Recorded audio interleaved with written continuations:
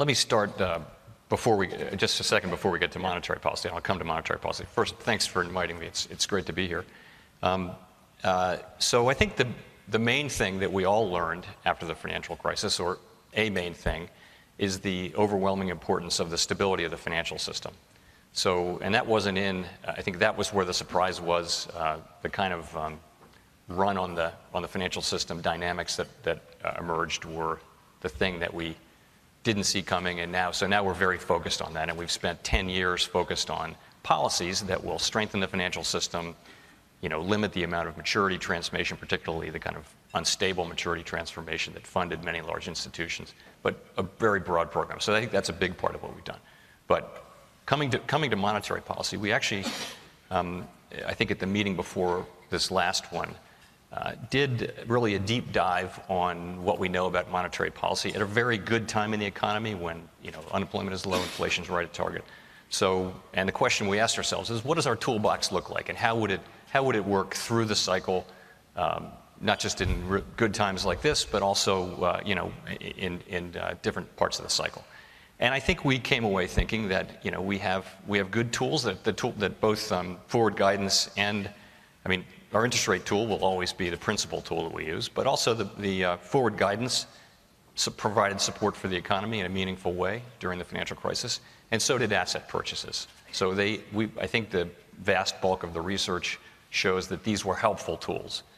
It is also the case, though, that we are in an era of lower real rates and lower inflation. So long-term rates have been coming down sort of gradually for 35 years. So it is possible, even likely, that we'll be nearer the zero lower bound than we have been historically, and that does raise questions about the efficacy of the toolkit in that case. There's no question, though, that the committee would use the tools that it has, including the ones that we used during the financial crisis, and we think that they worked. And we're also thinking about, are there ways to adjust the toolbox in ways that would make the inflation target more credible and give us better ability to serve the goals that Congress has assigned to us. Great. So one of the questions, and wonderful questions from the audience, thank you very much.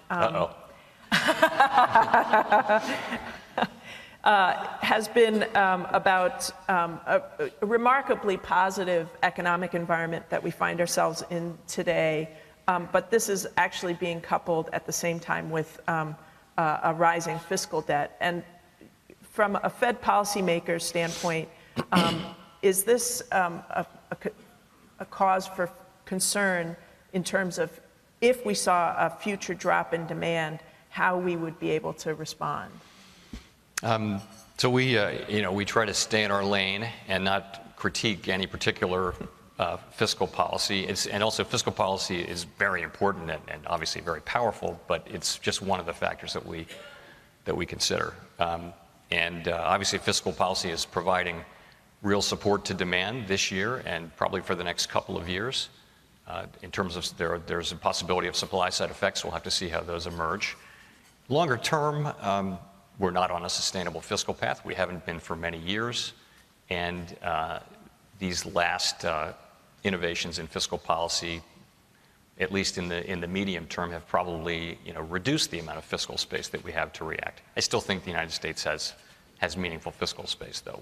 Our situation is more of a long-term problem. So there's probably still room for fiscal policy to support demand. But still, this is a good time to be working. This is the top of the cycle and a good time in the cycle, let's say. And it's a good time to be working on putting our fiscal house in order. Great. Multiple questions about that the terminal Fed funds rate is in the range of 3 to 3.5%. But the traditional response to a recessionary environment has been a 550 basis point cut in rates. Is the Fed considering the use of, certainly QE is in the toolkit, but what are your thoughts on the use of negative interest rates and perhaps even asset purchases beyond the ones that the Fed is already engaged in? So as I mentioned a meeting or so ago, we did a deep dive on our and looked at our toolkit, and then we agreed to come back next year and think about at another meeting and think about a range of ways. What are the ideas that under existing law, without asking for Congress to change the law, we could adjust the way we use our tools, and which ones of them would provide the most support? And we're going to open up and try to seek lots of input about that question next year. And as I mentioned, though, we will use the tools that we used in the financial crisis to the extent we have to. We would hope to be able to use our long-standing tool that we understand best, and that is interest rates. But the other tools are there and will work if needed, which we hope is not soon.